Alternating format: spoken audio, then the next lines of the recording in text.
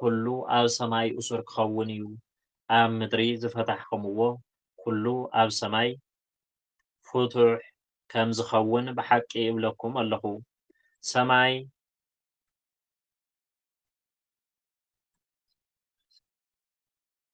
ፍቕዲ 19 ክሳብ 20 ክልተ ወይ ሰለስተ ኮይኖም ብስመይ ኣብ ተኣከብሉ ኣነ ከዓ ኣብኡ ኣብ ማእኸሎም እየ እሞ ክልተ ካባኻትኩም ኣብ ምድሪ ብዘለዎም ብዝለመንዎ ነገር ኩሉ እንተተስማዕምዑ ካብቲ ኣብ ሰማያት ዘሎ ኣቦይ ክወሃቦም እዩ ኢለ ከም ብሓድሽ እብለኩም ኣለኹ ንኡስ ርእሲ በደል ሓውኻ ምሕዳግ ፍቕዲ 21 ሽዑ ጴጥሮስ ቅርብ ኢሉ ጎይታይ ሓወይ እንተበደለንስ ክንደይ ሰዓት ክሓድገሉ ክሳብ 7 ዶ በሎ ፍቕዲ 22 ኢየሱስ በለ ክሳብ 7 እምበር ክሳብ 7 ሳዕ ኣይብለካን ፍቕዲ 23 ስለዚ መንግስተ ሰማያት ምስ ባሮቱ ክጸባጸብ ዝደለየ ንጉስ ትመስል ፍቕዲ 24 ክጸባጸብ ምስ ጀመረ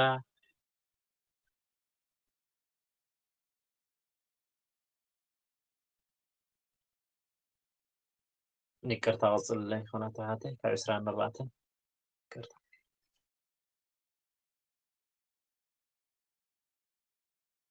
ቅርን እግዚአብሔር አምላክ ይሁን። እሺ ከም ፈቃደ አምላክ በስመ አብ ወወልድ ወመንፈስ ቅዱስ አሐዱ አምላክ ክጸባጸብ ምስ ጀመረ እልፊ መላእኽቲ ዕዳ ዘለዎ ናብኡ ኣቕረቦ ዝፈድዮም ምስ ሰኣነ ግና እቲ ጐይትኡ ንሱን ሰበይቱን ደቁ ዘለዎ ኩሉ ክሸይጥ እሞ እቲ ዕዳ ክፈደ ኣዘዘ። ሽዑ እቲ ባርያ ተደፊኡ ጐይታይ ተዓገሰኒ ኩሉ ከዓ ክፈድየካ እየ ኢሉ ሰገደሉ። ጐይትኡ ድማ ነቲ ባርያ መሓረን ፈትሖን ዕዳኡ እውን ሓደገሉ። እቲ ባርያ ምስ ወፀ ግና ካብቶም ብፆቱ 100 ዲናር ዕዳ ዘለዎ ሓደ ባርያ ረኸበ። ሽዑ ከዓ ኣባኻ ዘሎ ዕዳ ፍደየኒ ኢሉ ሓነቆ። ሽዑ እቲ ብጻይ ባርያ ተዓገሰኒ ኩሉ ክፈድየካ እየ ኢሉ ተደፊኡ ለመኖ።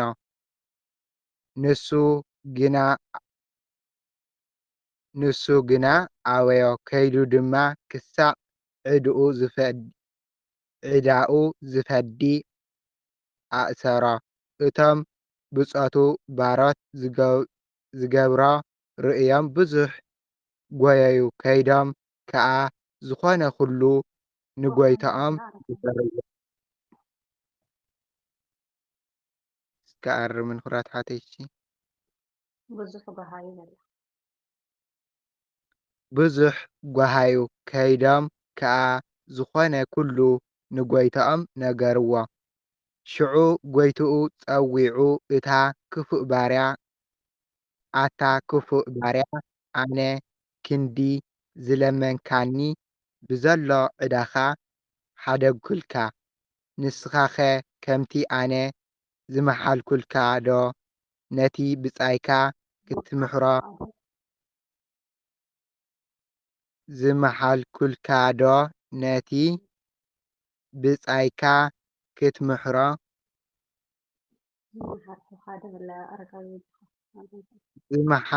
ዶ ነቲ ብጻይካ ክትምሕሮ ኣይምተገበአካን በሎ። ጐይትኡ ኰርዩ ኩሉ ዕዳኡ ክሳዕ ዝፈዲ ንዘጽበበሉ ኣሕሊፉ ሃቦ። ነፍሲ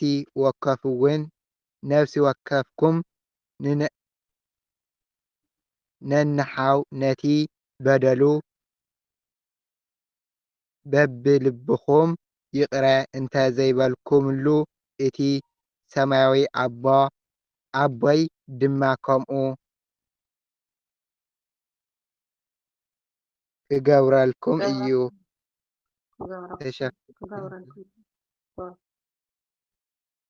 እሺ ዝወደቐ ዝጎደለ ቅዱስ ቃል እግዚአብሔር አምላክ ብኣፈ ትጉሃን ቅዱሳን መላእክቲ ይታረመልና። እግዚአብሔር አምላክ የኽብረልና።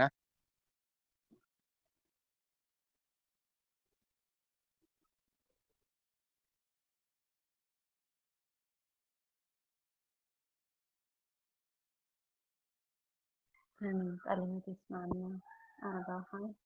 ترى حاطين هذول شنو هربنا ندرك نروح.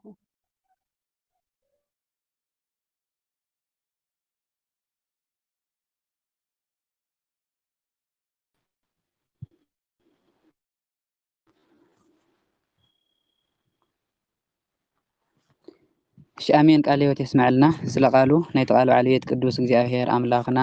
ስሙ ዝኸበረን ዝተመስገነን ይኹን። ወንጌል ማቴዎስ ምዕራፍ 18 6 ንኡሳት ክፍልታት ዝሓዘት እያ። ቀዳማይ ብዛዕባ ትሕትና ዝተወሃበ ትምህርቲ፣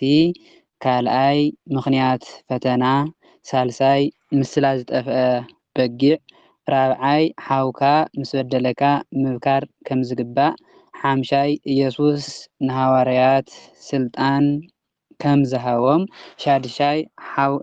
በደል ሓውካ ምሕዳግ ከም ዝግባእ። ቀዳማይ ብዛዕባ ትሕትና ዝተወሃበ ትምህርቲ። በታ ሰዓት እቲኣቶም ደቀ መዛሙርቱ ኣብ መንግስተ ሰማያትስ መን ይዓቢ እናበሉ ናብ ጎይታ ኢየሱስ ቀረቡ። በያን ሰዓት ጎይታና ኢየሱስ ክርስቶስ ካብ እምባታወር ምስ ወረደ እቲ ጋኔን ዝሓደሮ ሰብ ምስ ፈወሶ፣ እቶም ደቀ መዛሙርቱ ከዓ ንሕናሲ ነዚ ጋኔን እዚ ምውፃእ ዝሰኣናስ ብምንታይ ምኽንያት እዩ ኢሎም ምስ ሓተትዎ፣ ጎይታ ከዓ ምውፃእ ዝኣበየሎም ምኽንያት ምስ መለሰሎም በቲ ግዜ እቲ ናብ ጎይታ ቀሪቦም እቶም ደቀ መዛሙርቱ እንታይ ኢሎም እሞ ኣብ መንግስተ ሰማያት እዚ ኣብ ናይ እግዚኣብሔር መንግስቲ መን እዩ ዝዓቢ፣ ኣብ ናይ እግዚኣብሔር መንግስትስ መን እዩ ዓብዪ ኢሎም ንጎይታ ሓተትዎ። እዚ ዝብልሉ ዘለዉ ምኽንያት እንታይ እዩ? ሃዋርያት ነነባዕሎም ጴጥሮስ እና ዮሃንስ ያዕቆብ ንኣምባታወር ሒዝዎም ስለ ዝኸደ ካባና ዝዓብዩ ንሳቶም ግዲ እዮም ዝብል ጥርጣረ ስለ ዝሕደሮም፣ ወይ ከዓ ጴጥሮስ ደ ይዓቢ ይኾን ዮሃንስ ደ ይዓቢ ወይስ ያዕቆብ እዩ ዝዓቢ? ኣብ ናይ ክርስቶስ መንግስቲ ክርስቶስ ዝነግስ እዩ ዝመስሎም ዘሎ ኣብዚ ግዜ እዚ ክርስቶስ ምስ ነገሰ ኣብ ናይ ክርስቶስ መንግስቲ እዚ መን እዩ ዝዓቢ መን እዩ ዝዓቢ ኢሎም ንክርስቶስ ሓተትዎ። ጎይታና ኢየሱስ ክርስቶስ ኣብዚ ግዜ እዚ እንታይ ገይሩ ንሓደ ህፃን ፀዊዑ ኣብ ማእኸሎም የቂምዎ። ነዚ ህፃን እዚ ፀዊዑ ኣብ ማእኸሎም ዘቆመሉ ምክንያት ሓደ ዓብዪ ትምህርቲ ክምህሮም ስለ ዝደለየ በዚ ህፃን ገይሩ ንሃዋርያት ክምህሮም ዝደለየ ዓብዪ ነገር ኣሎ። ሃዋርያት ኣብዚ ነገር እዚ ብዛዕባ እንታይ እዮም ዝቀዳደሙ ዘለው? ብዛዕባ ስልጣን፣ ብዛዕባ ልዕልና እና መን እዩ እቲ ዝዓበየ ዝኸውን እቲ ላዕለዋይ ስልጣን ዝሕዝስ መን እዩ ዝብል ጥያቄ እዮም ዝጥይቁ ዘለው። ጎይታ ግን ትሕትና ክምህሮም ስለ ዝደለየ ኣብ ማእኸሎም ህፃን ፀውዐ፣ ናብ ማእኸሎም እውን ህፃን ኣቕረበ። ከምዚ ድማ በሎም እንተዘይተመሊስኩም እንታይ ስለ ዝኾነ እዮም ካሊእ ክፉእ ነገር ሓሲቦም ኣለዉ ማለት እዩ። እንተዘይተመሊስኩም ከምዚ ህፃን እውን እንተዘይኮይንኩም ናብ መንግስተ ሰማያት ከቶ ከምዘይተኣትዉ ብሓቂ እብለኩም ኣለኹ። እንታይ ተዘይኮንኩም እንተዘይተመሊስኩም ካብ ምንታይ ሃዋርያት እንታይ እዮም ሓሲቦም ነይሮም ማለት እዩ? ብዛዕባ ስልጣን ክቀዳደሙ መኒት ልዕል ዝበለ ቦታ ዝሕዝ ዝብል ሓሳብ እዮም ዝሓስቡ ዘለው። ጎይታ ግን እንተዘይተመሊስኩም እቲ ሓሲብኩም ዘለኹም ሓሳብ እንተዘይሓዲግኩሞ ከምዚ ህፃን እውን እንተዘይኮንኩም ከምዚ ህፃን እውን እንተዘይኮንኩም። ህፃን ኣብ ህፃን ብዙሕ ነገር ይርከብ። ቀዳማይ ነገር ህፃን ንጹህ እዩ፣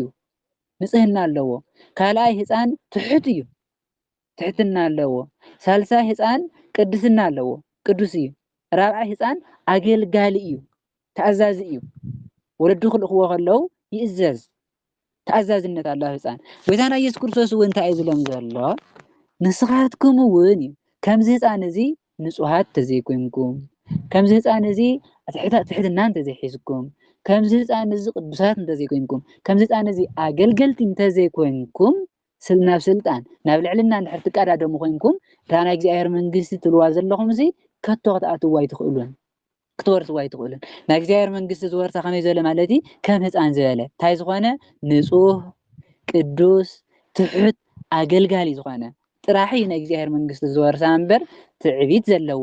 ስልጣን ዝፈቱ ልዕል ዝበለ ቦታ ዝቀዳደም ሰብ ናይ እግዚኣብሔር መንግስቲ ኣይወርስን። ናይ እግዚኣብሔር ፀጋ ንትሑታት እዩ ዝወሃብ ናይ እግዚኣብሔር መንግስቲ እውን ንትሑት እያ ትበሃው ንንፁህን ቅዱስ እያ ትበሃው እምበር ንትዕቢተኛን ንልዕልና ንዝፈቱ ንስልጣን ንዝፈቱ ኣይትበሃውን። ሕዚ እውን ጎይታ ከምኡ እዩ ዝብሎም ዘሎ ከምዚ ህፃን እንተዘይኮንኩም እዚ ናይ እግዚኣብሔር መንግስቲ ክትወርሱ ኣይትኽእሉን። እንታይ ደኣ ኩኑ ከምዚ ህፃን ንፁሃት ኩኑ ትሑታት ኩኑ ኣገልገልቲ ኩኑ እንድሕር ኮይንኩም ናይ እግዚኣብሔር መንግስቲ ክትወርሱ ኢኹም። እቲ ከምዚ ህፃን እዚ ንባዕሉ ዘትሕት ከመን ከምዚ ህፃን እዚ ንባዕሉ ዘትሕት ንሱ ያ መንግስቲ ሰማያት ዝዓቢ ኣብ ናይ እግዚኣብሔር መንግስቲ ዓብይ ዝኸውን እንታይ እዩ ከም ህፃን ትሑት ኢልና ኣለና ከም ህፃን ርእሱ ትሕት ዘብል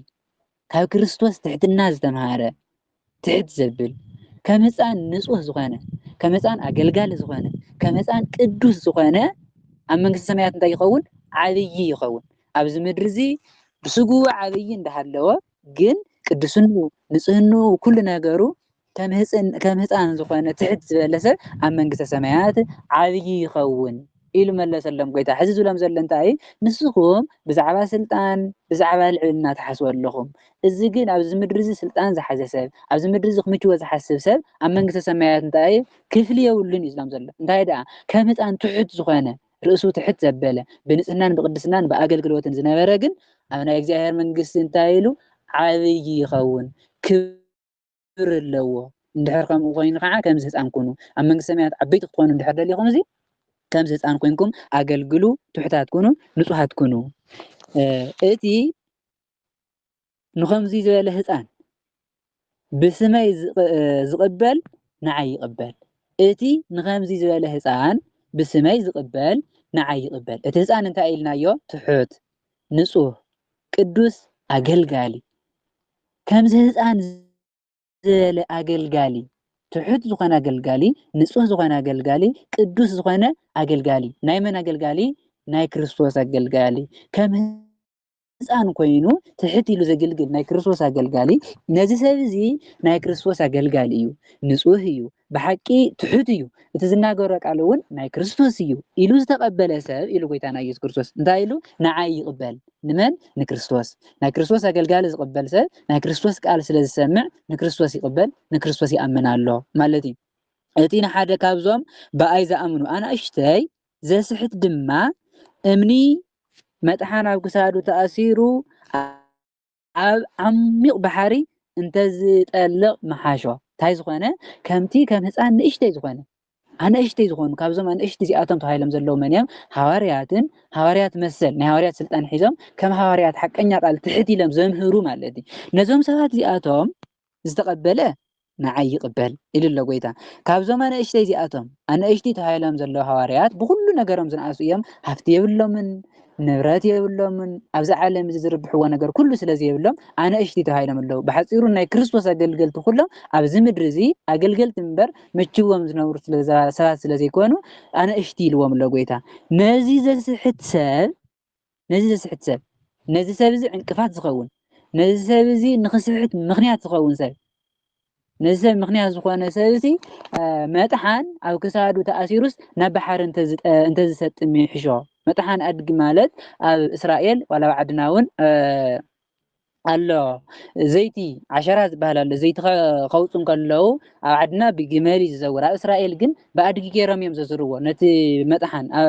ኣብቲ ዕንጨይቲ ኣስርዎ እሞ ተኣድጊ እዩ ዘዝሮ ከቢድ እዩ። ሕዚ ጎይታ ዝብል ዘሎ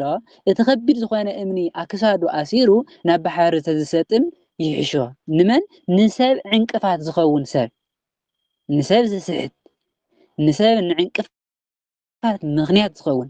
ሰብ እንታይ ይሕሾ ነቲ ሰብ ካብዛ ስሕቶ እዚ ንባዕሉ ኣብ ክሳዱ ዓብይ እምኒ ኣሲሩስ ናብ ባሕሪ እንተዝሰጥም ይሕሾ። ንባዕሉ እንተሰጢሙ ንበይኑ ዝጠፍእ ንሰብ እንተስሕቱ ግን ንባዕሉ ሓጢኣት ይሰርሕ ኣሎ ንሰብ እውን ተመላልዩ ሓጢኣት ያሰርሕ ኣሎ። ናይዚ ሰብ እዚ ብሓፂሩ መጥሓን ናብ ክሳዱ ኣሲሩ ናብ ባሕሪ ዝኣቱ ይሕሾ ማለት ፍርዱ ዝኸበደ እዩ ከቢድ ፍርዲ ኣለዎ። من ሰብ ንኽስሕት ምኽንያት ዝኸውን ሰብ ከቢድ ፍርዲ ኣለዎ ከቢድ ቅፅዓት ኣለዎ ማለት እዩ ኣብዛ ቀዳመይቲ ክፍሊ እዚኣ እንመሃሮ ዓብይ ትምህርቲ ጎይታና ኢየሱስ ክርስቶስ ሃዋርያት ኣብ መንግስቲ ሰማያት መን እዩ ዝዓቢ ኢሎም ክሓትዎ ዝኽኣሉ ምክንያት ጴጥሮስ ወይ ከዓ ያዕቆብ ወይ ዮሃንስ እዩ ዝዓቢ ንዕኦም እዩ ብጣዕሚ ዘቕርቦም ንሶም እዮም ከዓ ናብ ደብረ ታቦር ዝኸዱ ንዕኦም ከእዩ ዓበይቲ ክገብሮም ደልዩ ዝብል ሓሳብ ስለ ዝሓዞም ንጎይታ ሓቲቶሞ ጎይታ ግን እንታይ ኢልዎም ኣብ ናይ እግዚኣብሔር መንግስቲ ዓብይ ንእሽተይ ዝበሃል ነገር የለን ኩሉ ብንጽህና ብትሕትና ፍጹም ኣገልግሎት እንድሕር ኣገልጊሉ ኮይኑ ኣብ ቅድሚ ክርስቶስ እንታይ ዓብይ እዩ መን ከም ህፃን ዘገልገለ ከም ህፃን ትሕት ዝበለ ከም ህፃን ንጹህን ቅዱስን ዝኾነ ኣብ ቅድሚ እግዚኣብሔር ኣብ ቅድሚ ክርስቶስ ዓብይ እዩ ኣብ መንግስቲ ሰማያት ዝዓብስ መን እዩ ከም ህፃን ትሕት ዝበለን ከም ህፃን ዘገልገለን እምበር ኣብ መንግስቲ ሰማያት ዓብይ ንእሽተይ ዝበሃል የለን ኣዛገልገለ ኣብ መንግስቲ ሰማያት ዓብይ ደረጃ ኣለዎ ዓብይ ቦታ ኣለዎ ብንጽህናን ብቅድሳን ዝነበረ ኣብ ናይ እግዚኣብሔር መንግስቲ ዓብይ ኮይኑ بعبي خبري بعبي جرما ينبر إلو قيتانا يسوع كريستوس قيتانا تهزان العيلو بتهزان كاردو أمزخ على مغنيات أهزان كندينا جري ركبيلنا 4 جري ركب كاون لعلهم كركبي خلا هزان نسهنا لو قدسنا لو تحتنا لو أقل قلوتنا لو هزان ولا دخل أخوان كلو فتنة كيدي لا يقلقل حوارياتون أقل قلو نجار أملاكم أقلقلو وإنجيل سواه أستمروا إسلام زلا أزغل لندحركينكم أنا أجار من قصة كل خاتكم عبيت خطواني يقوم اندحر زي أقلقلكم كم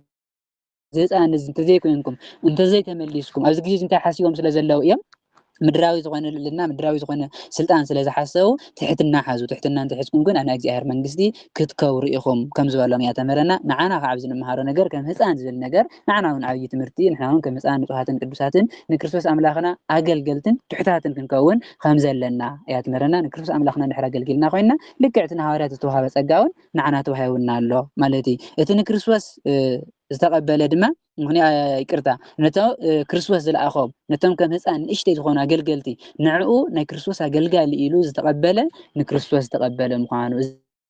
زي كدان كم زهاوم كريستوس نهاوريات نكريستوس قلقال زخوانا سب حدثا نكريستوس قلقال إيلو قالوا تسمعوا تمرت تسمعوا نكريستوس كم استقبلن نكريستوس كم سمعن قال كريستوس كم زفصمن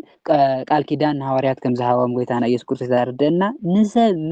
مغنيات مسحات مخان كبيد مخانو حدثا نحدثا نعلو سيحيتو كله نسو نحديات نخسرح مغنيات حتى زخون سب فردو كبيد كم مخانا بالتعامي كبير فرد خمسة لوا صنع فردي خمسة لوا يترددنا مالتي أبزين مهارة أبزاغ دميتي بطول المهارة مرتي كمهسان مالت نسهنان قدسنان تحتنان نسوقع عنك فات زي مخان عبي تمرتي نمهار مالتي أبزاغ دميتي تخفلي كالي تخفلي مغنيات فتنا نساب انتهي مالتي مغنيات فتنا مغنيات مخان أيقبان مالتي قناة فتنا مخانس أيقبان عنقفات يلو قيتانا يسوع كريستوس جدن تخوني كمس يمو عنقفات جدن كمس مالت فتنا خمس أكمي عنقفات كمس أكمي سدت كمس أكمي بمن سلز آمنوا بكريستوس سلز آمنوا نا كريستوس سلز خون إزي جدني كمس بزعابة عنقفات جن نعلم انتهي يلو قيتانا يسوع كريستوس ويلا علمته هاي لو زلو حتيات السر حساباتيهم نسبات عنقفات مغنيات زخونو سبات እዮም እዞም ሰባት እዚኣቶም እዞም عنقفات ዝኮኑ ሰባት ግን ወይለኦም ኢሉ ጌታና ኢየሱስ ክርስቶስ ምናዳ ነቲ ብሰንኩ عنقفات ዘምጽእ ሰብ ብፍላይሲ ብምክንያት ሓደ ሰብ عنقفات ዘምጽእ ብምክንያቱ እውን عنقفات ዘምጽእ ሰብ ነዚ ሰብ እዚ ብዝበለጸ ወይልኡ እንታይ ዝኸውን ሰብ ንሰብ مخنيات عنقفات زخون نسب حتيات نخسرح مخنيات زخونه نحتيات نخسرح زدفافؤه نسوون نخسحتسي عنقفات زخون سب نزي سبزي ويلو أبز مدرزي عنقفات لكم فتنا لكم قدنيو معلم كعانة فتنا عنقفات خمس لكم عالم ويلا نتيب في الله نعنقفات ويكعن فتنا مخنيات زخون سبقنا ويلو زقرد فردان لو صنع فردان لو نمن نسب مخنيات مسحات فتنا زخون سب قدانا يسوع كريستوس أبزي زمسله مثال يالله إيدكا ويكع إجرخا أنت صحتك كواخا قريسكا دربيا ኢድካ ወይ ከዓ እንታይ እግርኻ እንተሳሕተትካ ካባኻ ቆሪፅካ ደብርያ ምስ ክልተ ኢድካን ምስ ክልተ እግርኻን ናብ ናይ ዘለኣለም ሓዊ ካብ ተኣቱስ ብቆራፅካ ወይ ከዓ ብሓንካስካ ናብ ናይ ዘለኣለም ሂወት ምእታው ይሕሸካ ናብ ናይ ዘለኣለም ሂወት ምእታው ይሕሸካ ኢሉ እዚ ማለት ጎይታና ኢየሱስ ክርስቶስ ዝብል ዘሎ ኢድ እግሪ ተባሂሉ ዘሎ እዚ ኣብዚ ምድሪ እዚ ድሌትካ ሓሳብካ ትምኒትካ ፈፂምካ ናብ ገሃነም ካብ ተኣቱ እቲ ክፉእ ዝሓስብ ሕሊናኻ እቲ ክፉእ ዝሓስብ እግሪ ሕሊናኻ እቲ ክፉእ ዝሓስብ እዲ ሕሊናኻ ቆሪፅካ ኣጊድካ ኣብ ናይ ዘለኣለም ሂወት ክትነብር ይሕሸካ ኣብዚ ምድሪ እዚ ትምኒትካን ድሌትካን ገቲዕኻ ኣብ ናይ ዘለኣለም ሂወት ምንባር ይሕሸካ ካብ ኣብዚ ምድሪ እዚ ድሌትካን ትምኒትካን ፈፂምካ ናብ ዘለኣለም እሳት ተኣቱ ድሌትካን ሓሳብካን ትምኒትካን ገቲዕኻ ናብ ናይ ዘለኣለም መንግስቲ ናብ ናይ እግዚኣብሔር መንግስቲ ምእታው ይሕሸካ ዓይንኻ እንተትሕተትካ እውን ኢሉ ተመሳሳሊ ምሳሌ ካብ ዓይንኻ ኣውፂኻ ደብርያ እዚ ዓይኒ ክብል እንከሎ በርግጥ እዚ ዝሰርሕዎ ኣቦታት ኣለው እዮም ዝፈፀምዎ ኣቦታት ኣለው ግን ጎይታና ኢየሱስ ክርስቶስ ኣብዚ ዝዛረብ ዘሎ ግን ኣካላዊ ሕሊናኹም ብተኹ ኣካልኩም ደረቕ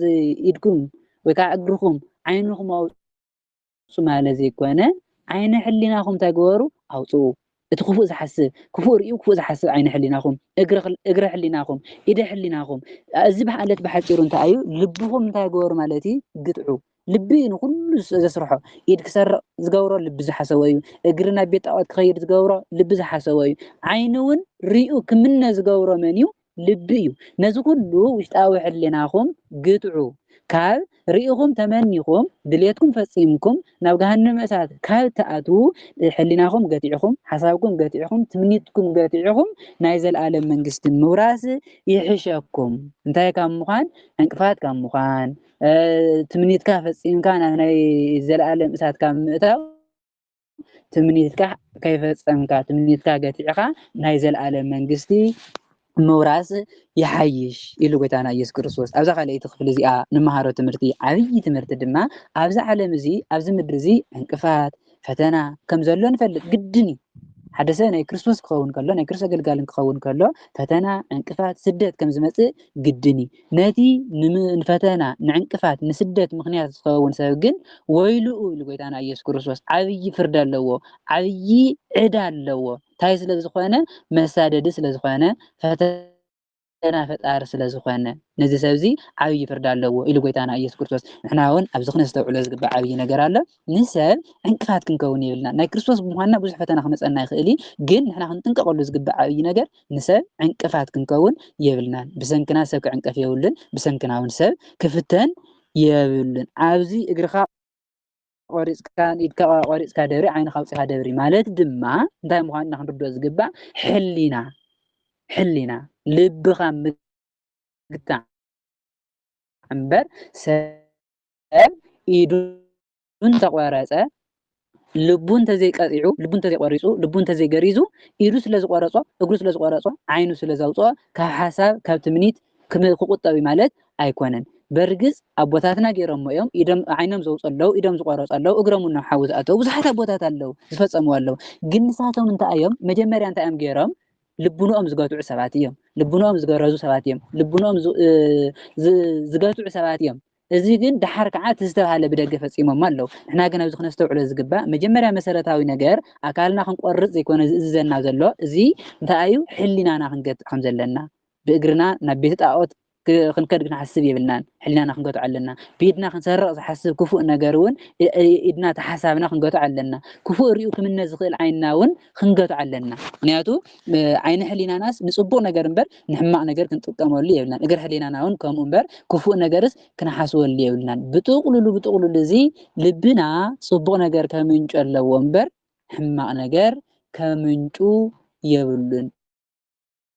ልብና ክፉእ ነገር ኣመንጭው ነቲ ክፉእ ነገር ፈፂምና ናብ ናይ ዘለኣለም እሳት ናብ ገሃነም ካብ እንኣቱ ልብና ገቲዕና ብንፅህናን ብቅድስናን ነቢርና ኣብዚ ዓለም እዚ ደስ ዝብል ትምኒታት ናይዚ ዓለም ዝሓጎስ ኩሉ ከይፈፀምና ብንፅህናን ብቅድስናን ነቢርና ናይ ዘለኣለም መንግስቲ ምውራስ ከም ዝሕሸና እያ ተመልክተና እምበር ኣካላዊ ኢድና ኣካላዊ እግርና ምቁራፅ ኣይኮነትን ማለት እዩ እሺ ሳልሰይቲ ክፋል ምስላ ዝጠፍአ በጊዕ ጎይታና ኢየሱስ ክርስቶስ ነዚህን ሐዋርያት ምስ መሃሮም እንቅፋት ከም ዘለዎም ፈተና ከም ዘለዎም ንሰብ እውን እንቅፋት ክኾኑ ከም ዘየብሎም ኣብዚ ምድሪ እዚ እውን ልብኖም ገቲዖም ክነብሩ ከም ዘለዎም ምስ መሃሮም ሓደ ዓብይ ምሳሌ እውን ክምህሮም ጀሚሩ እንታይ ክምህሮም ጀሚሩ መላእክቶም ማለት ናይ ደቂ ሰባት ሓለውት መላእክት ስለ ዘለው ኣብ ሰማያት ኩሉ ሻዕ ገጽ እቲ ኣብ ሰማይ ዘሎ ቦይ ይርእዩ እዮም እሞ من دك سبات حد كل سب زحلوه ملائكة اللوم وتم ملائكة نتسب زحلوه ملائكة كع أكد من زي أهير انت أيام قص زي أهير زرية قص زي أهير زرية ما نيتم ملائكة كلهم أكد من زي أهير تسمى يبي قص زي أهير زرية ما كابزو ما نشتزياتهم نحد كوا كيت عنكفو كيت نعقو تاكونو تتنققو كيت نعقو كمن كافتو ما نشتي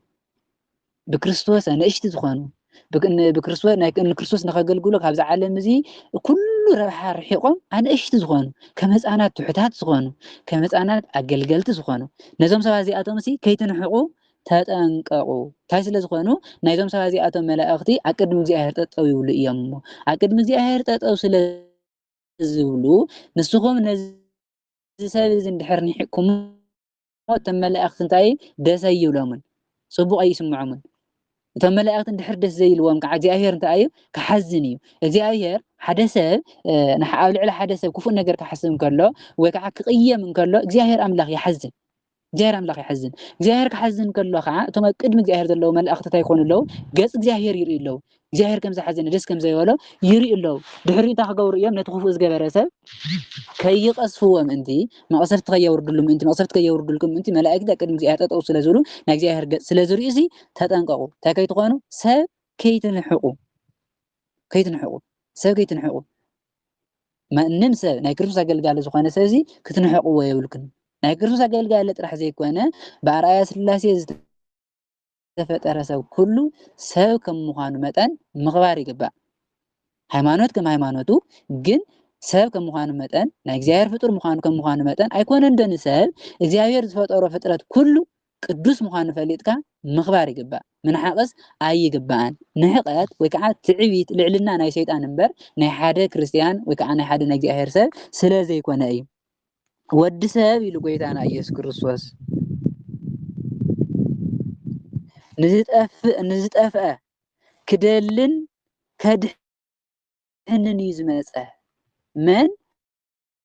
قيت أنا يسوع كريستوس ود سبب مالت أنا مالتيو أنا نزت أفأ كدحنن كدلن يزمسأخن بر كتفأ يمسأخن تايز بدل قويتا مغنيات فتنا خون سبات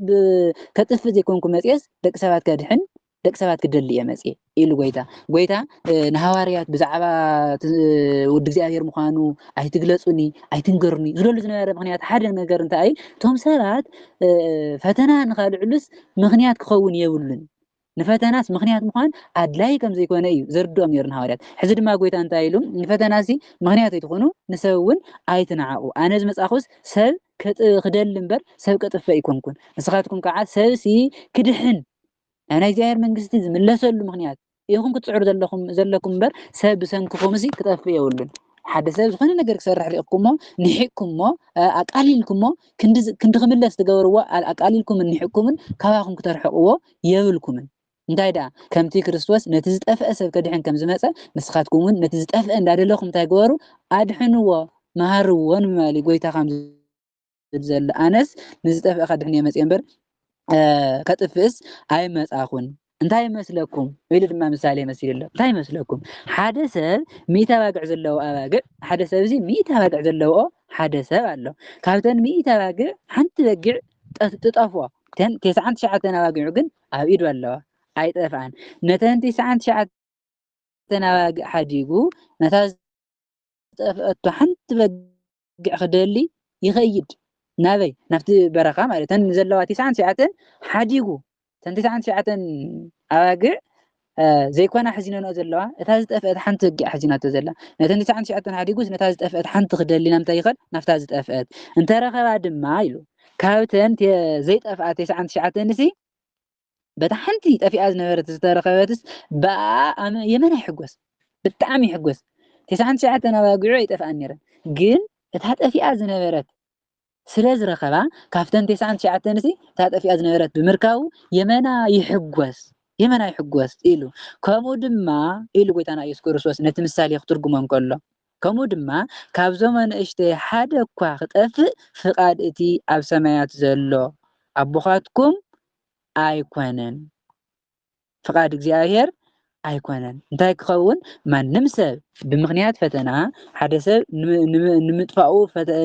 ንኽጠፍእ ምክንያት ኮይንዎ ብፈተና ምክንያት ክጠፍእ የብሉን እዚ ክኸውን ናይ እግዚአብሔር ፍቃድ ኣይኮነን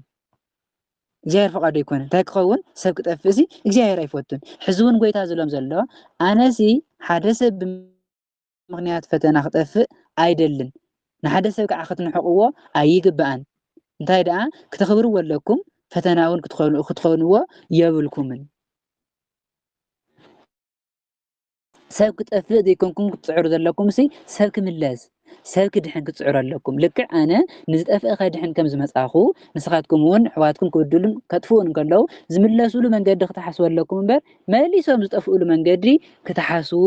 የብልኩምን እዚ ድማ ፍቃድ እግዚአብሔር እዩ እንታይ ፍቃድ እግዚአብሔር ሰብ ካብ ጥፋኣቱ ንክምለስ እግዚአብሔር ዝደሊ እምበር ብኡ ገይሩ ክጠፍእ እግዚአብሔር ኣይደልን ጎይታና ኢየሱስ ክርስቶስ ዘን 99 ምሳሌ መሲሉ ዝመሰለን ምክንያት ጎይታና ኢየሱስ ክርስቶስ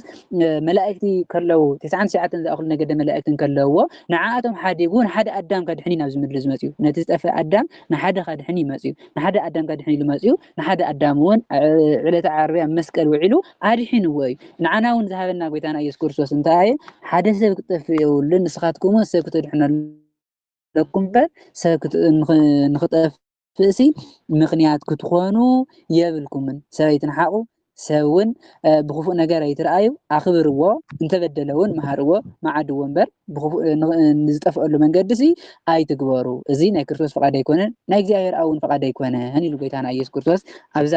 ሳልሰይቲ ክፍሊ እዚኣ ንመሃሮ ትምህርቲ ዓብይ ነገር ሰብ ምንሓቅ ከምዘይግባእ እዩ ሰብ ምንሓቅ ከምዘይግባእ ሰብ ንሕር ኮይና መላእክቲ ይቁጥዑ እግዚአብሔር እውን ይቁጣዕ እንታይ ተኮይና ሰብ እንድሕር ንንሕቅ ኮይና ምንሓቅ ዝበሃል ብሓፂሩ ከምዘይግባእ ጎይታና ኢየሱስ ክርስቶስ ንዝጠፍአ ከድሕን ከም ዝመፀ እዩ ዘርድአና ንሕና እውን ሰብ ክብድል እንከሎ ወይ ከዓ ክጥፍእ እንከሎ ዝምለሰሉ መንገዲ ኢና ክንፅዕር ዘለና እምበር ዝኣሰመ የመና ዝጠፍአሉ መንገዲ ሜስና ክናሳድዶ ኣብ ልዕሊኡ ክፉእ ነገር ክንውስኽ ዘይኮነ ዘለና ከመይሉ ይምለስ ክንሓስብ ከም ዘለና ያተምህረና ጎይታና ኢየሱስ ክርስቶስ ሚእተ ኣባጊዕ መሲሉ ዘርድኦ ዘሎ ከምቲ ሓደ ሰብ 99 ኣባጊዑ ሓዲጉ በቲ ሓደ በጊዕ ከም ዝሕጎስ እግዚአብሔር እውን መላእክቲ ኮኑ እግዚአብሔር ኮነ ኣብ ሰማይ ዘለዉ ቅዱሳን ሓደ ሰብ ብንስሓ ክምለስ እንከሎ ከመይ ከም ዝሕጎሱ ከመይ ከም ዝሕጎሱ ኣብ ሰማይ ከመይ ምስጋና ከም ዝኸውን ከመይ ዓይነት ቅዳሴ ከም ዝኸውን እንታይ ክኸውን ከሎ ሰብ ብንስሓ ክምለስ እንከሎ ናብ እግዚአብሔር ቤት ክምለስ እንከሎ እግዚአብሔር እውን ሕጎስ መላእክቲ እውን ሕጎሱ ቅዱሳን ኣቦታት እውን ከም ዝሕጎሱ እዩ ዘርድአና ሓደ ሰብ ክጠፍእ እውን ካብቶም ኣንእሽቲ ማለት ካብ ናይ ክርስቶስ ካብ ዝኾኑ ሰባት ብሓፂሩ ካብ ኩሉ ሰብ ማንም ሰብ ክጠፍእ ናይ እግዚአብሔር ኣብ ፍቃድ ከም ዘይኮነ ፈሊጥና ንሕና እውን ንሰብ ክጠፍእ ምክንያት ክንከውን የብልና እንታይ ደኣ ክንከውን ኣለና ማለት እዩ ዝምለሰሉ መንገዲ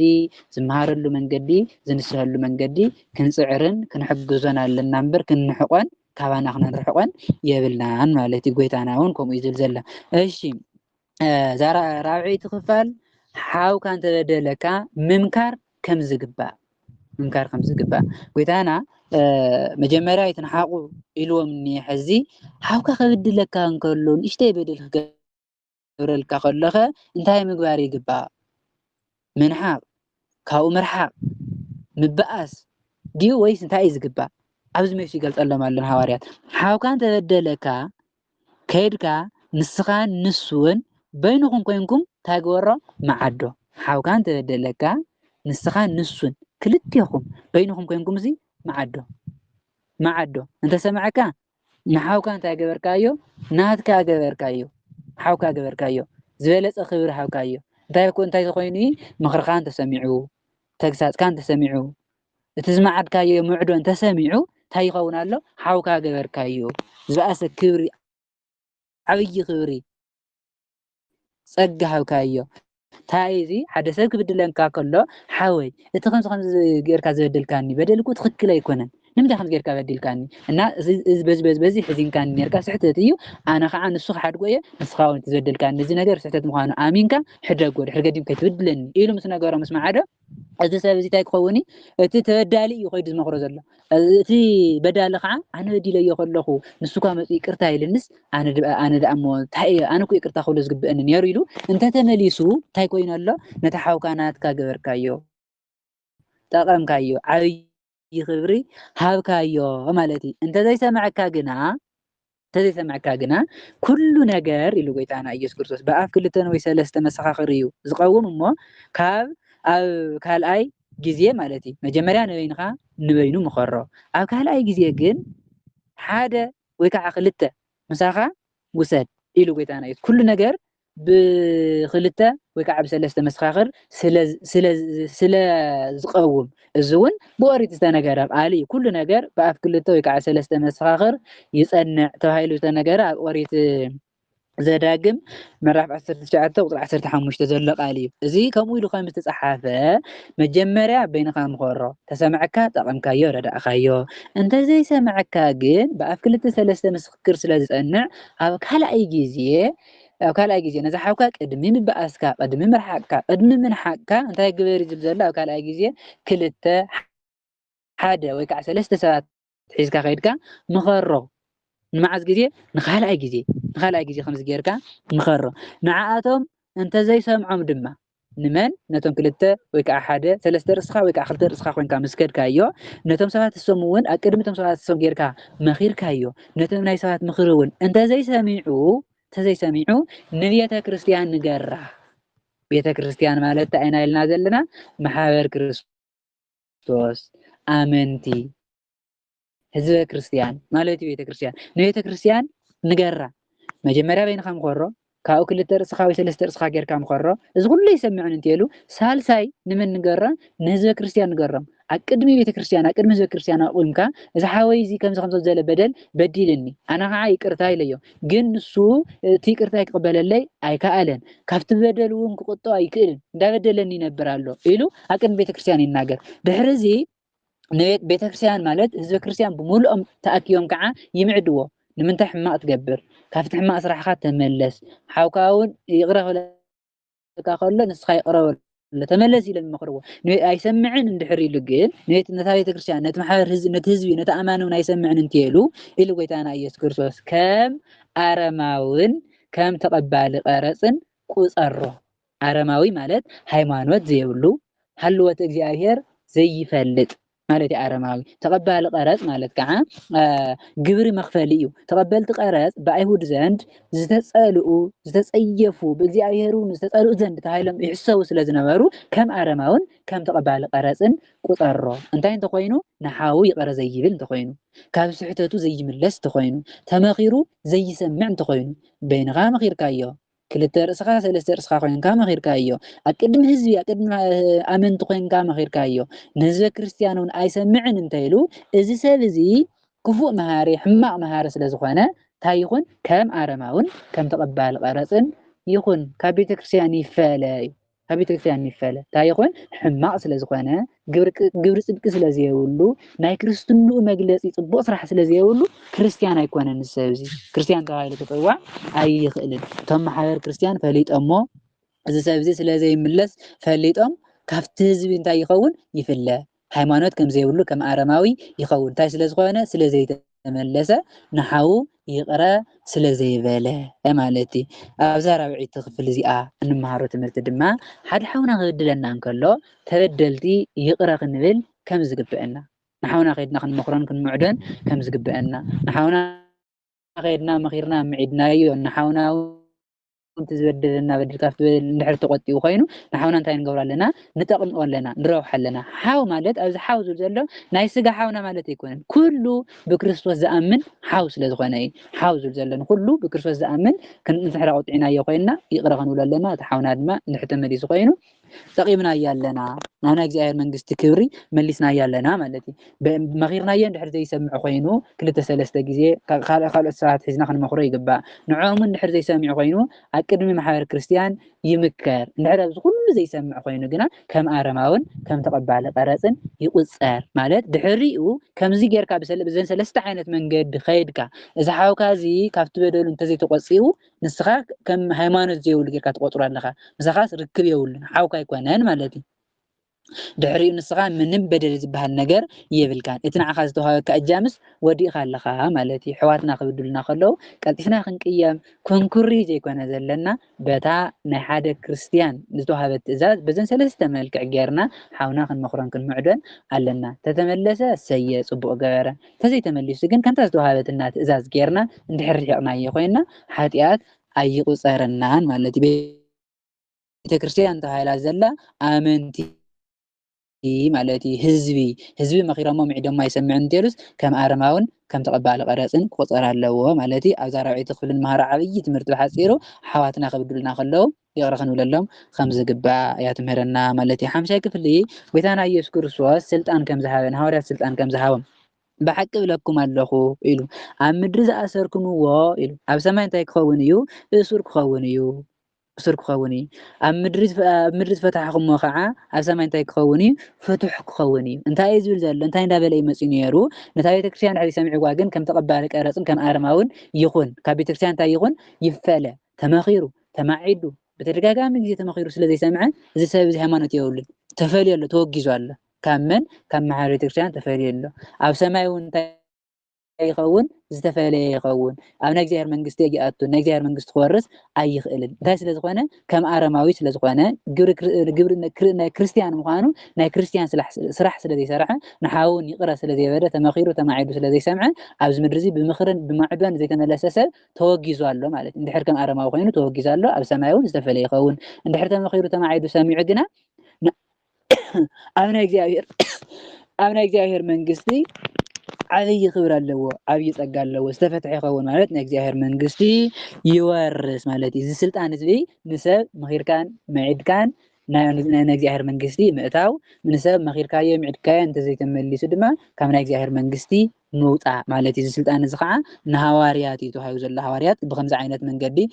ክፈልዩ ብከምዚ ዓይነት መንገዲ ክመኽሩን ክምዕዱን ከም ዘለዎም እዩ ዘርድአና ማለት እዩ ጎይታና ኢየሱስ ክርስቶስ ኣብዚ እንታይ ኢሉ ክልተ ወይ ከዓ ሰለስተ ኮይኖም ብስመይ ኣብ ዝተኣከብሉ ኣነ ከዓ ኣብኡ ኣብ ማእኸሎም ኣለኹ ክልተ ወይ ከዓ ሰለስተ ካብኡ ንላዕሊ እውን ኮይኖም ብስም ክርስቶስ ዝተኣከቡ ብስም ክርስቶስ ማለት ናይ ክርስቶስ ቃል ክሰምዑ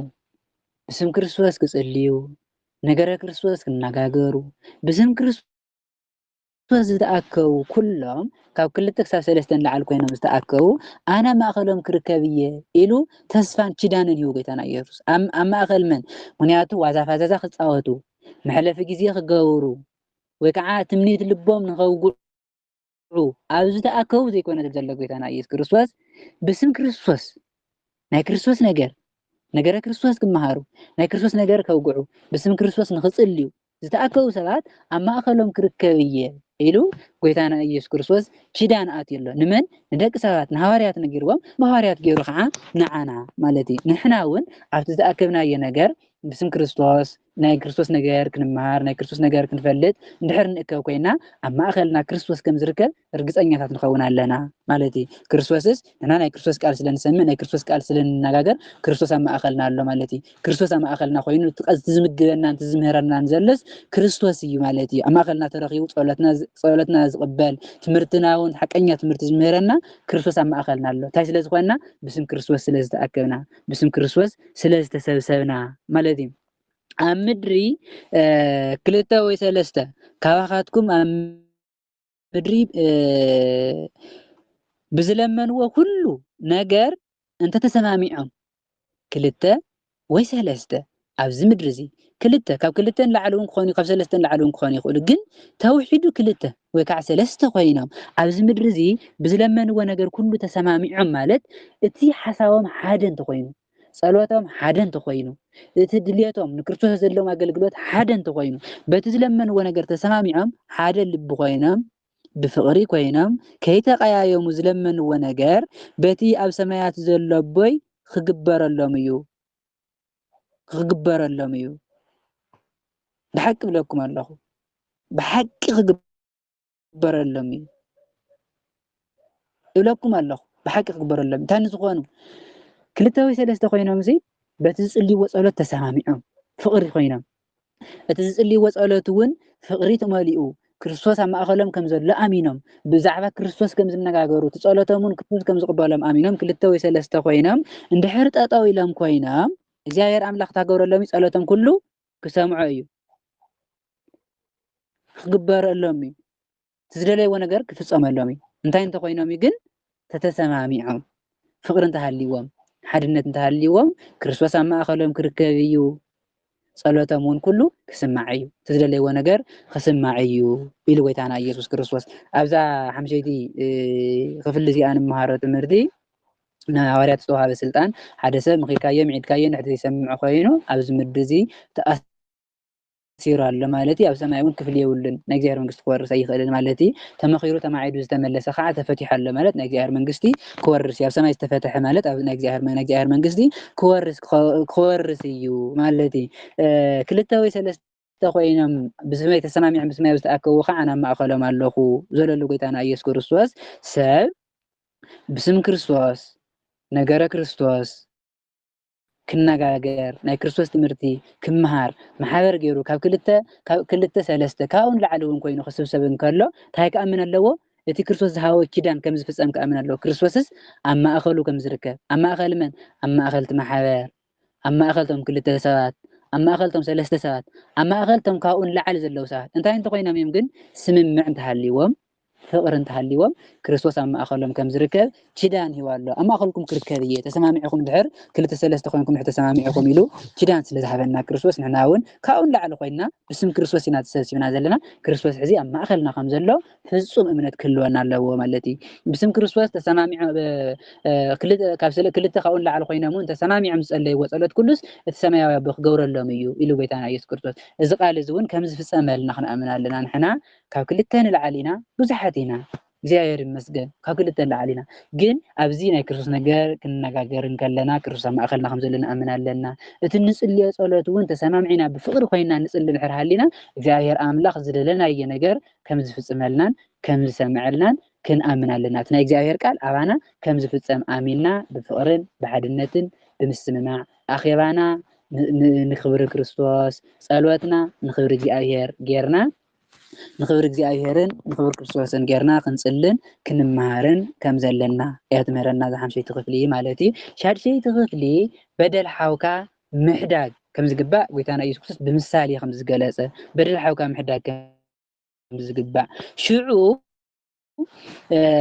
እዚ ኩሉ ምስ መሃሮም ጎይታና ኢየሱስ ክርስቶስ ጴጥሮስ ናብ ጎይታ ቀርብ ኢሉ ጎይታ ኢሉ ጎይታ ሓውካ ሓወይ እንተበደለንስ ክንደይ ሻዓየ ይቅረ ክብሎ 7 ግዜ ድየ ኢሉ ሓተተን ጎይታ 7 ግዜ ድየ ካድገሉ ክንደይ ሻዓየ ይቅረ ክብሎ ሓውካ ክድለካ ከሎ 3 ሻዓ ኢሉ ዘሎ ጎይታና ኢየሱስ ክርስቶስ 3 ግዜ ስለ ዝዘርዘረ በይንካ ምኸሮ ክልተ 3 ጌርካ ምኸሮ ኣብ ቤተክርስትያን ምኸሮ ድሕሪኡ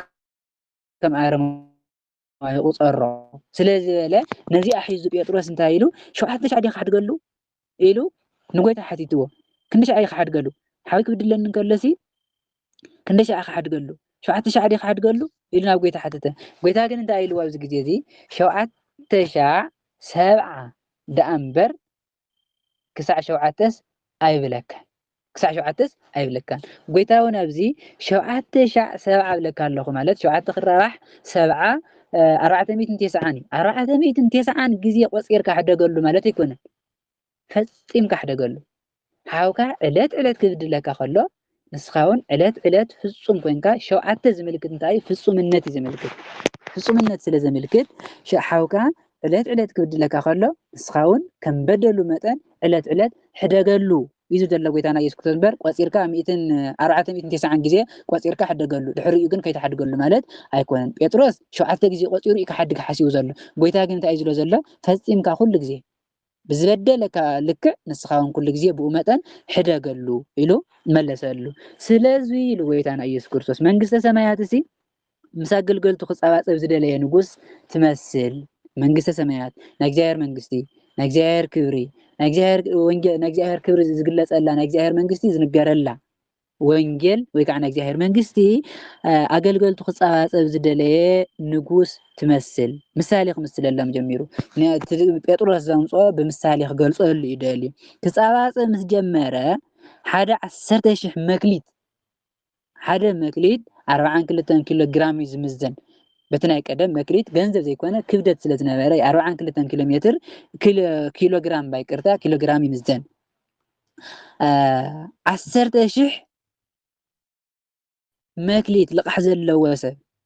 ክፀባፀብ ምስ ጀመረ ሃፍታም ኣገልገልቱ ክፅፅዎ ምስ ጀመረስ 10,000 መክሊት ልቃሕ ዘለዎ ሓደ ሰብ ዕዳ ዘለዎ ሰብ ኣምፅእሉ ንመን እዩ ነቲ ንጉስ ዝፈድዮ ምሳኣነ መን እቲ በዓል ዕዳ ተሰብኣይ ዝፈድዮ ምሳኣነ ግና እቲ ጎይትኡ ንሱን ሰበይቱን ደቁን ዘለዎ ኩሉ ሃብትን ክሽየጥ እሞ እቲ ዕዳ ክኸፍል ኣዘዘ መን ትንጉስ ትበዓል ንብረት እቲ በዓል ዕዳ ነዚ ዝኣክል ዝኸፍሎ ስለዘይብሉ ክኸፍል ስለዘይከኣለ እንታይ ኢሉ ጎይታና ኢየሱስ ክርስቶስ እዚ ክኸፍል ስለዘይከኣለ ሰበይቱ ንብረቱ ደቁ ኩሉ ሸይጡስ ይኽፈለኒ ኢሉ እቲ ንጉስ ኣዘዘ ይኽፈለኒ ኢሉ ኣዘዘ ምሳሌ ዝምስለሎም ዘሎ እቲ ኣገልጋሊ ኢሉ ጎይታ ተገልጋሊ ድማ ኣብ እግሩ ተደፊኡ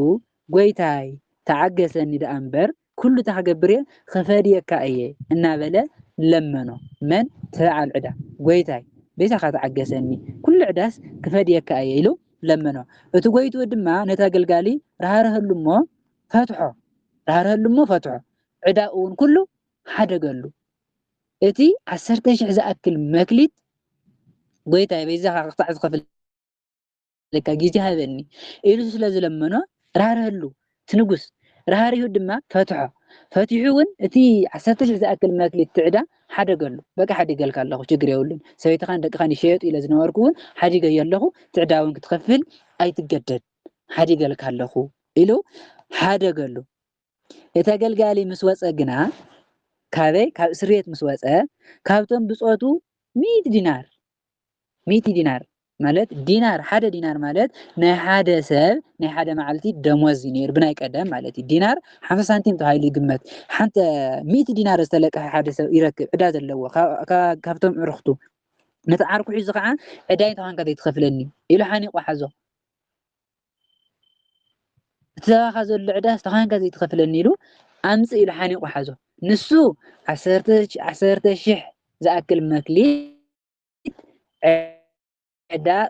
ተሳሒዙ ነይሩ እቲ ጎይትኡ ሕደገ ራህረህለይ ስለዝበሎ ሓዲጉሉ ንሱ ከዓ ነቲ ካብቶም ዕርክቱ ሓደ 100 ዲናር ዝተለቅሖ ነይሩ ንዑ ውፅእ ምሰለ ምስ ረኸቦ ተኻንካ 100 ዲናር ዘይትኸፍለኒ ኢሉ ሓኒቑ ሓዞ ሽዑ ድማ ትብፃዩ ተገልጋሊ ማለት እዩ ንሱ እውን ከምቲ ነቲ ንጉስ ለመኖ ተዓገሰኒ ኩሉ ክፈድየካ እየ እናበለ እግሩ ተደፊኡ ለመኖ ኣብ እግሩ ተደፊኡ ንሱ መጀመርያ ለሚኑ ተሓዲጉሉ ነይሩ እዚ እውን ኣብ እግሩ ተደፊኡ ቤዛኻ ሓደገለይ ኢሉ ለመኖ ንሱ ግና እንታይ ኮይኑ ኣበዮ ከይዱ ድማ ክሳዕ ዕዳኡ ዝፈድዮስ ኣሰሮ ንሱ ዕዱኡ ከም ዝተሓደገሉ ረሲዑ ዕዱኡ ክሳዕ ዝፈድዮ ነቲ ሰብሱ እንታይ ገበሮ ኣሰሮ እቶም ብፆቱ ኣገልገልቲ ድማ እቲ ዝገበሮ ሪኦም የመን ሓዘኑ ቶም ካልኦት ኣገልገልቲ ምክንያቱ ንሱ ብዕዳ ተታሓይዙ ቀድሚ ጎይትኡ ቤዛኻ ጎይታ ሕደገለይ ክፈድየካ እየ ኢሉ ክልምን ከሎ ሪኦም እዮም እቲ ጎይትኡ ከዓ 10,000 ዝኣክል መክሊት ክሓድገሉ ከሎ ሪኦም እዮም ውፅእ ኢሉ ግን ነቲ ካብቶም ኣዕርክቱ ሓደ 100 ዲናር ዘይከፈልካኒ ነታ 100 ዲናር ኢሉ ካስሮም ከሎ ምስ ረኣዩ ቶም ብፆቱ የመን ሓዘኑ ክንደይ ይጭክን እዩ ንሱ ክንደይ ተሓዲጉሉስ ነዚኣ ምሕዳግ ተኣብዮ ኢሎም የመን ሓዘኑ ከይዶም ድማ ነቲ ጎይትኦም ነቲ ንጉስ ኩሉ ነገርዎ እንታይ እዩ እቲ 10,000 መክሊት ዝሓደጋሉ ኣገልጋሊስ ንሓደ ዓርኩ ምስ ረኸበሲ 100 ዲናር ነይርዎስ ኣሲርዎ በይዛኻ ረህርህለይ እንተበሎ እውን ክርህረሉ ኣይክእለን ብግፍዒ ኣሲርዎ ኢሎም ነቲ ጎይትኦም ነቲ ንጉስ ኮይዶም ነገርዎ ሽዑተ እቲ ጎይትኡ ኢሉ እቲ ንጉስ ማለት እዩ ፀዊዑ እቲ 10,000 ዝሓደገሉ 10,000 መክሊት ዝሓደገሉ ነቲ ኣገልጋሊ ፀዊዑ ኣታ ክፉ ኣገልጋሊ ኣነ ስለዝለመንካኒ ኩሉ ዕዳኻታ ገይረልካ ሓዲገልካ ስለዝለመንካኒ ተዓገሰኒ ስለዘልካ 10,000 ዝኣክል ዕዳ ሓዲገልካ ንስኻ ኸ ከምቲ ኣነ ዝመሓርኩኻ ዶ ነቲ ብፃይካ ክትምሕሮ ኣይመተገብአካን በሎ ኣይመተገብአካን ከምቲ ኣነ ንዓኻ ዕዳኻ ዝሓደግኩልካስ ንስኻ ኸ ነቲ ሓውካ የብለይን ክብለካ ከሎስ ዕዳኡ ተሓድገሉ ንምንታይ ዕድዑ ክትሓድገሉስ ኣይግብአካን ድዩ ኢሉ ክፉ ኣገልጋሊ ኢሉ ገሰጾ እቲ ጎይትኡ እቲ ንጉስ የመና በዚ ነገር ስለዝተቆጠዐ ድማ ዕድኡ ኩሉ ክሳዕ ዝኸፍል ስለዝተናደደ ፈፂምኩም እሰርዎ ኢሉ ናብ እስር ቤት ኣተዎ ኣሕሊፉ ሃቦም እሰርዎ ኢሉ ነቶም ኣገልገልቱ ሃቦም መጀመርያ ምሒርዎ ነይሩ ይቕረ ኢልዎ ነይሩ ንሱ ግና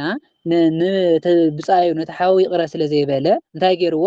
ዝኣሰ ፍርዲ ናብ እስር ቤት ኣትዩ ዕድኡ ክሳዕ ዝኸፍል ከይትፈትሕዎ ኢሉ ነቶም ኣገልገልቱ እሰርዎ ኢሉ ሃቦም ኢሉ ጎይታና ኢየሱስ ክርስቶስ እምበኣር ኢሉ እዛ ኩላ ምሳሌት መሰላ ኣብዚ ተርጉምዋ ጎይታና ኢየሱስ እምበኣር ንስኻትኩም እውን ነፍሲ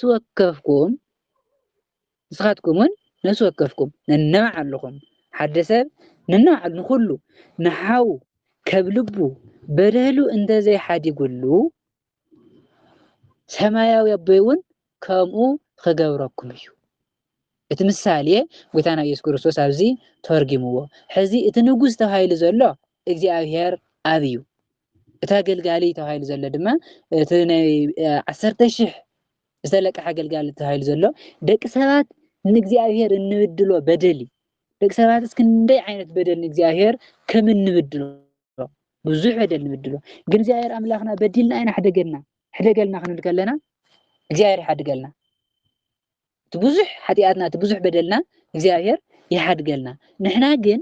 ሓደ ሓውና ክብድለና እንከሎ ተዓ 100 ዲናር ተባሂላ ዘላ ሰባት ሕዋትና ንዓና ዝብድሉና በደሊ እግዚአብሔር ንዓና ዝሓድገልና በደል ብዙሕ እዩ 10,000 መክሊት ተባሂሉ ደቂ ሰባት ንዓና ዝብድሉና በደል ከዓ 100 መክሊት ተባሂሉ ኣሎ ሕዚ እቲ ንጉስ ተባሂሉ ዘሎ እግዚአብሔር እዩ 10,000 መክሊት ተባሂሉ ዘሎ ድማ ደቂ ሰባት ንእግዚአብሔር ንብድሎ በደል እዩ 100 ዲናር ተባሂሉ ዘሎ ከዓ ደቂ ሰባት ሕዋትና ንዓና ዝብድሉና በደል እዩ ንሕና እግዚአብሔር ክንደይ በደል እንዳሓደገልና ንሕዋትና ንሽተይ በደል ስለዝበደልና ንቅየሞም በደሎም እውን ኣይንሓድገሎም እንብል እዚ ትሰብ እንታይ ኮይኑ ንሽተይ በደል በዲልዎ ነቲ ሓው ተቀይምዎ እዩ ኣይሓደገሉን ታም 100 ዲናርስ እግዚአብሔር ክንደይ ዝኣክል በደል ሓዲጉሉስ ንሱ ግን ነታ ንሽተይ በደል ምሕዳግ ኣብይዎ ነዚ ሰብ እዚ ድሓር እንታይ ገይርዎ እቲ ንጉስ እግዚአብሔር እንታይ ይገብሮ መጀመርያ ይቅረ ኢልዎ ነይሩ ንሱ ግን ንሰብ ይቅረ ስለዘይበለ ፅቡቅ ስለዘይገበረ ምስ ሞተ እስርየት ሞት እዩ ምስ ሞተ ንምንታይ ኣቱ ንሰብ ይቅረ ዘይበለ ሰብ ናብ ገሃነም እሳት እንቶም ኣገልገልቱ እዩ ናብ ገሃነም እሳት እትውዎ ናይ ዘለኣለም ሓዊ ኣቱ ማለት እዩ ፍርዱስ ናይ ዘለኣለም እሳት ይኸውን ዝገደደ ፍርዲ ይፅበዮ መጀመርያ ብዙሕ በደል በዲሉ እቲ በደሉ ተሓዲጉሉ ነይሩ ግን መይሱሱ ንሓዊ ይቅረ ስለዘይበለ እንታይ ኮይኑ ናብ ገሃነም እሳት ኣትዩ ተኣሲሩ ኣብ እስር ቤት ነይሩ ሕዚ እውን ጎይታ እንታይ እዩ ዝብል ዘሎ ንስኻትኩም እውን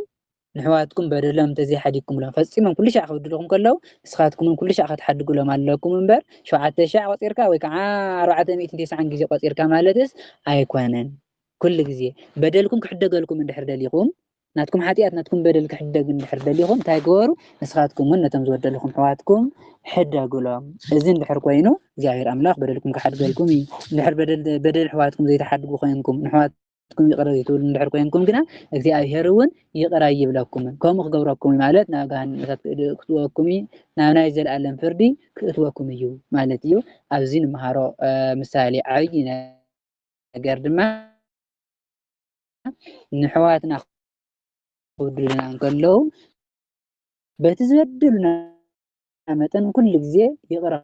ክንብሎም ከም ዝግብአና እምበር ብቁፅሪ 7,000 ወይ ከዓ 3 ግዜ ወይ ድማ 490 ግዜ ማለት ኣይኮነን ብዝበደልና ቁፅሪ ኩሉ ግዜ ንሕና ድማ ይቅረ ባሃልቲ ኮይንና ክንርከብ ከም ዘለና ንሕና ንዝበደሉና ኣሕዋትና ይቅረ እንድሕር ንብል ኮይንና እግዚአብሔር ኣምላኽ ከዓ በደልና ይቕር ይብለና እንድሕር ንሕና ብልብና ንቕየም ኮይንና ይቕረ ዘይንብል እንድሕር ኮይንና ግን ኣቡነ ዘበሰማያት እትብል ጸሎት እውን ምጽላይ ኣይግብአና ምክንያቱ ኣቡነ ዘበሰማያት ሓንቲ ዓባይ ምስጢር ኣላ ንሕና ንሕዋትና በደሎም ከም ዝሓደግናሎም ንስኻ እውን በደልና ሓደገልና እናበልካ እናጸለኻ ግን ንሓውካ ትቕየም እንተኮይንካ ዝኣሰ ዝግድደ ክፍኣትን ሓጢኣትን ኢኻ ትውስኽ እምበር እታ ጸሎት እሳ ስለ ዝጸለኻያ መልሲ ኣይትረኽበላን እታ ጸሎት እሳ መልሲ ክንረኽበላ እንተኮይንና ግን ልብና ንጹህ ክኸውን ኣለዎ ንሕዋትና እውን ክንቅየም የብልናን እዚ እንድሕር ኮይንና ብንጹህ ልቢ ንሕዋትና በደሎም ሓዲግና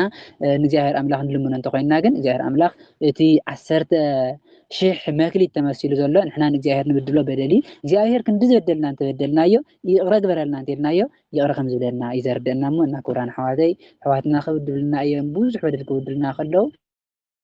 ንሕና ይቕረ ኢልና ነቶም ኣሕዋትና እውን ናብ ፅቡቕ ነገር ክንምልሶም ከም ዝግበአና እዚ እንድሕር ጌርና ከዓ እግዚአብሔር ኣምላኽ ጸሎትና እውን ይሰምዐና ኣቡነ ዘበሰማያት ክንደግም ከለና እውን ብነፃነት እውን ክንደግም ንኽእል እምበር ተቐይምና እንድሕር ኣቡነ ዘበሰማያት ክንደግም ኮይንና ድኻም ጥራሕ ኢና ነትርፍ እምበር ተቐይምካ ትገብሮ ጸሎት ተቐይምካ ተቕርቦ መስዋዕቲ ኩሉ ከንቱ እዩ ዝኸውን እሞ ቂም ካብ ልብና ክነርሕቕ ከለና ከም ዘለና ምስ ኣሕዋትና ክንፈቓቐር ከም ዘለና እያ ትምህረና ዝሻሽል ትኽፍል እሞ እግዚአብሔር ኣምላኽ ካብ ልብና ቂም ያርሕቐልና ቂም በቀል ያርሕቐልና ቅዱስ መንፈሱ እውን ይለኣኸልና